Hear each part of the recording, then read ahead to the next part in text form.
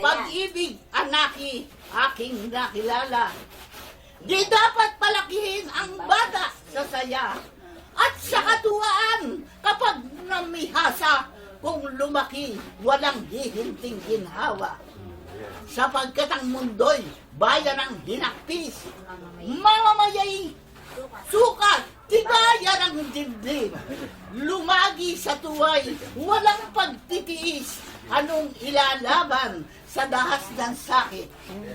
Ang taong magawi sa ligaya at haliw, mahina ang puso't lubhang maramdamin.